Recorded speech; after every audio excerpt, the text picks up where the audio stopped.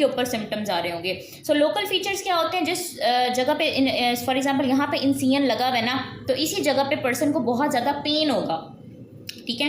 वो कहेगा कि दिन ब दिन मेरा जो दर्द है ना यहाँ पे वो बढ़ता जा रहा है। इसके अलावा रेडनेस होगी अराउंड इंसिजन, वो जगह बिल्कुल सुर्ख हुई भी होगी क्योंकि वहाँ पे इन्फ्लेमेशन हुई भी है ना, बैक्टीरिया आ जाते हैं, बैक्टीरिया की इन्फ्लेमेशन कराते हैं, तो वहाँ पे आपको साइंस ऑफ इन्फ्लेमेशन मिलेगा, वहाँ पे आपको रेडनेस या फिर एरिदीमा मिलेगा, आपको वहाँ पे स्वेलिंग मिलेगी, टिश्यूज जो है ना वो सारे स्वेल हुए होंगे, और पस या फिर डिस्चार्ज मिलेगा। बच्चों ये बहुत इंपॉर्टेंट फैक्टर है।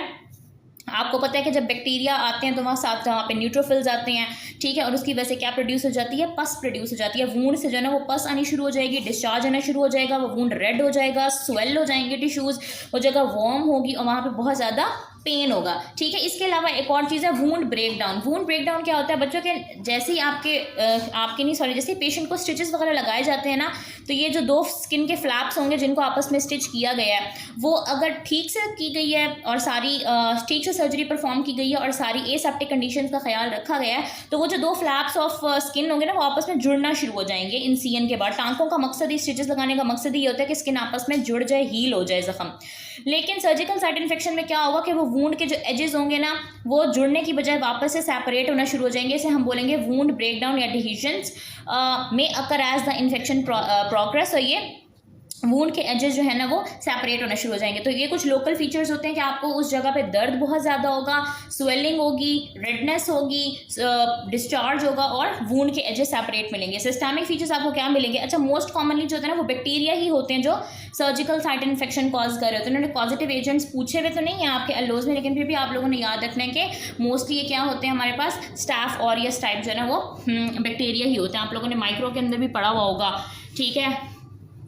और सिस्टमिक फीचर्स क्या क्या आते हैं बच्चों, बुखार हो सकता है, ज़ाहिर है इन्फेक्शन है ना सर्जिकल साइट इन्फेक्शन, तो उसमें फीवर होगा, मेलेज हो सकता है। मेलेज क्या होता है, द पेशेंट कहेगा कि मुझे ना ठीक महसूस नहीं हो रहा, मेरी तबीयत ख़राब है, ठीक है, I am not feeling well. इसके अलावा बच्चों टेकीकार्डिया हो सकता है, दिल की धड़कन बढ़ सकती है, सिस्टमिक इलनेस हो सकती है। स्वेयर इन्फेक्शन के अंदर फीचर्स ऑफ सेप्सिस के फीचर्स आ सकते हैं, ठीक है। सेप्सिस के फीचर्स मैंने आपको बताए थे ना, GCS बताया था, रेस्पिरेटरी रेट बताया था, सारे इसके 3 फीचर्स आप लोगों को पढ़ाए थे इंटरनल मेडिसिन में। इसके अलावा WBC काउंट जब आप देखेंगे तो वो रेज होगा। सो ये हमारे पास कुछ लोकल फीचर्स और सिस्टमिक फीचर्स आ जाते हैं जो आपसे पूछा गया है कि अर्ली क्लिनिकल फीचर्स आप लोगों ने बताने हैं। नेक्स्ट अलग है वो आप बच्चों आपसे पूछते हैं initial management and prevention of surgical site infection के। अब surgical site infection let suppose हो गई है, ठीक है, ख्याल नहीं रखा गया या कुछ भी था, पेशेंट के तौर पर कुछ फैक्टर्स थे, कुछ डॉक्टर के उस पर फैक्टर्स थे जिसकी वजह से सर्जिकल साइट इन्फेक्शन हो गई। अब आपने इसको मैनेज किस तरह से करना है और इस कंडीशन को आपने प्रिवेंट किस तरह से करना है। तो बच्चों सबसे पहले आती है इनिशियल मैनेजमेंट। आपने असेस करना है कि वाकई इस पेशेंट को सर्जिकल साइट इन्फेक्शन है या नहीं है, ठीक है, क्योंकि जिस जगह पे बच्चों स्टिचेस लगते हैं वहाँ पे नॉर्मली थोड़ा बहुत पेन, थोड़ी बहुत रेडनेस तो वहाँ पे होती है। आपने एज अ डॉक्टर असेस करना है कि वहाँ पे इंक्रीजिंग पेन तो नहीं है, एरिदीमा या रेडनेस, स्वेलिंग, पस, डिस्चार्ज, फीवर, सिस्टमिक सिम्टम, वही वाले सारे सिम्टम आपको मिलेंगे और आपने असेसमेंट करनी है कि अच्छा इसको अब सर्जिकल साइट इन्फेक्शन है, ठीक है। फिर आपने देखना है कि ये सिर्फ लोकलाइज सिम्टम है या हो सकता है पूरी बॉडी के अंदर सेप्सिस हो गया हो।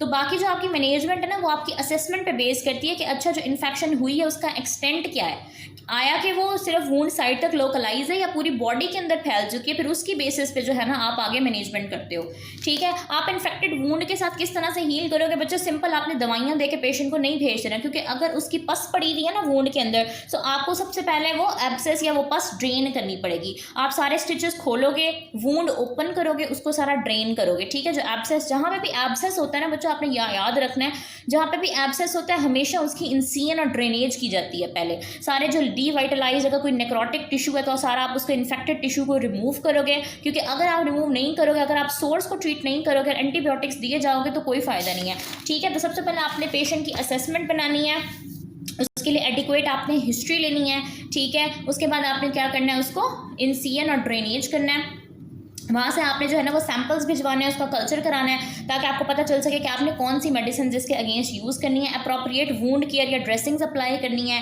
और की प्रिंसिपल क्या है कि जो इन्फेक्टेड कलेक्शन है सबसे पहले आपने उसको ड्रेन करना है, इन्फेक्टेड कलेक्शन नीड्स ड्रेनेज। फिर आ जाती है बच्चों हमारे पास मेडिकल केयर, फार्मास्यूटिकल केयर के हमने एंटीबायोटिक्स देनी है।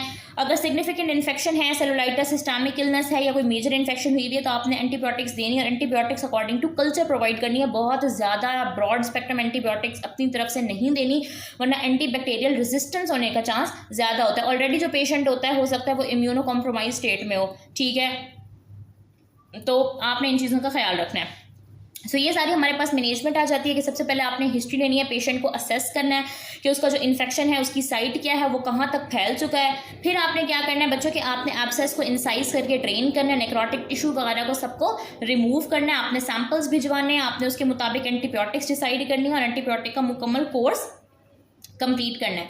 नेक्स्ट आ जाती है बच्चों प्रिवेंशन स्ट्रैटेजीज। प्रिवेंट आप किस तरह से कर सकते हैं कि आपने बैक्टीरियल कंटेमिनेशन को रिड्यूस करना है, पेशेंट को ऑप्टिमाइज करना है और अच्छी सर्जिकल टेक्निक्स इस्तेमाल करनी है। क्योंकि अगर आपकी सर्जिकल टेक्निक अच्छी नहीं है, आपने स्टिचेस ही प्रॉपरली नहीं लगाए, ठीक है, अगर एक स्टिच ढीला रह गया या स्टिचिंग की टेक्निक प्रॉपरली नहीं थी तो पेशेंट जो है ना वो इस तरह से सर्जिकल साइट इन्फेक्शन का शिकार हो सकता है। इसमें क्या क्या प्रिवेंशन होती है बच्चों? एसेप्टिक टेक्निक, कि आपने स्ट्रिक्ट एसेप्सिस मेंटेन करें, ये बहुत ज़्यादा ज़रूरी है। हमारे यहाँ हॉस्पिटल्स में क्या होता है, जो स्टूडेंट्स गए हुए होते हैं इन्होंने घरों से स्क्रब्स पहने हुए होते हैं, ये सिर्फ जाते हैं ओटी में तस्वीरें खिंचवाते हैं, ठीक है, और वही उनके गंदे कपड़े जूते वगैरह होते हैं वही लेके जो है ना वो ओटी के अंदर चले जाते हैं, जिसकी वजह से क्या होता है बहुत ज़्यादा सर्जिकल साइट इन्फेक्शन हो सकती हैं पेशेंट को, ठीक है। और ये सिर्फ साइट तक नहीं रहती है, पूरी बॉडी के अंदर भी जो है ना वो सेप्सिस करा सकता है, निमोनिया भी करा सकता है। इवन ब्लॉक 9 के अंदर भी आप लोग पढ़ोगे, यही इसी तरह का टॉपिक है, ब्लॉक 9 के अंदर भी, वहाँ पे भी आप लोग पढ़ोगे। सो स्ट्रिक्ट एसेप्सिस मेंटेन करना बहुत ज़रूरी है, अननेसेसरी कंटेमिनेशन को अवॉइड करना चाहिए सर्जरी में,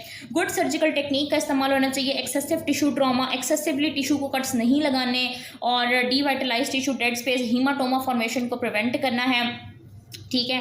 गुड टिश्यू परफ्यूजन मेंटेन करनी है कि उस जगह की ब्लड सप्लाई नहीं रोक देनी, ठीक है, उस जगह को प्रॉपर्ली आपने मैनेज करना है। अगर कोई शॉक की कंडीशन है, लोकल इस्कीमिया की कंडीशन है, तो वो आपने पेशेंट के अंदर मेंटेन करनी है, essential for the wound defence and healing. उसके बाद आपने पेशेंट को ऑप्टिमाइज करना है। अगर पेशेंट इम्यूनो कॉम्प्रोमाइज स्टेट में है तो पहले आपने उसकी इम्यून स्टेट जो है ना वो मेंटेन करनी है। डायबिटीज़, स्मोकिंग वगैरह तो आप उसको बोलोगे कि आपने स्मोकिंग प्रिवेंट करनी है। और अगर मेल नरिश्ड है, बहुत ज़्यादा ओबीज है तो उसका वेट रिड्यूस, और अगर बहुत ज़्यादा कमज़ोर है तो आपने उसको गुड डाइट, गुड फूड पे रखना है, ठीक है। जिन पेशेंट्स की सर्जरी होती है उनकी खुराक का बहुत ज़्यादा ख्याल रखा जाता है, ठीक है, उनको प्रोटीन डाइट दी जाती है।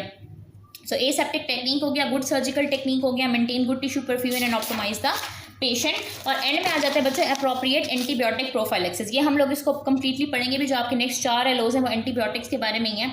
एंटीबायोटिक प्रोफाइलेक्सिस मैं भी बता देती हूँ बच्चों। प्रोफाइलेक्सिस का मतलब ये होता है कि प्रिवेंटिव तौर पर कोई भी अगर आप थेरेपी कर रहे हैं ना प्रिवेंटिवली, कि अभी आपको ऐसा खतरा है कि आपको ये डिजीज़ हो ना जाए, तो आप प्रोफाइलेक्टिकली जो दवाई खाते हैं ना, मतलब एहतियाती तौर पर जो दवाई खाते हैं प्रिवेंटिवली, उसको कहते हैं प्रोफाइलेक्सिस। तो सर्जरी से पहले, सर्जरी के बाद तो दी ही जाती हैं एंटीबायोटिक्स, ठीक है, पोस्ट सर्जिकल एंटीबायोटिक्स तो होती हैं, लेकिन सर्जरी से पहले भी कुछ दवाइयाँ दी जाती हैं जिसको हम बोलते हैं प्रोफाइलेक्टिक एंटीबायोटिक्स, ठीक है। और वो जो प्रोफाइलेक्टिक एंटीबायोटिक्स हैं वो ठीक होनी चाहिए, कि आप जो दवाई दे रहे हैं उसका ड्यूरेशन ठीक है, वो पेशेंट जिसको लगानी है उसके लिए ये है भी सही है, ये नहीं है, और उसको कितने टाइम तक लगानी है, कितनी डोज में लगाना है। तो ये अप्रोप्रिएट एंटीबायोटिक प्रोफाइलेक्सिस आपने मेंटेन करना होता है, और ख़ुद से जो है ना वो वैसे ही एंटीबायोटिक्स नहीं दे देनी होती, ठीक है बच्चों। उसके बाद आ जाता है कि अगर अनट्रीटेड या पुअरली मैनेज, अगर आपके पास सर्जिकल साइट इन्फेक्शन है, सर्जिकल साइट इन्फेक्शन SSI, तो उसके आउटकम्स क्या हो सकते हैं, उसके नतीजे क्या निकल सकते हैं, ठीक है। सबसे पहले तो परसिस्टेंट या फिर लोकल वूंड इन्फेक्शन हो सकती है, ठीक है। अगर आपने उस जगह को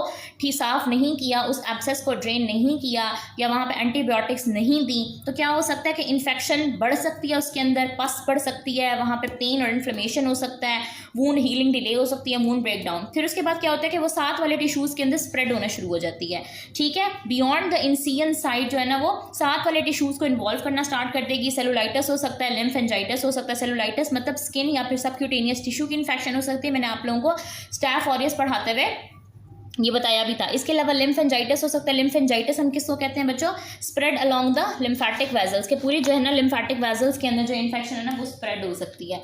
बच्चों आप लोगों को सही से नजर आ रहा है, सही से समझ आ रही है, मुझे बताएं, बोल नहीं रहे आप लोग। बच्चों समझ आ रहा है आप लोगों को?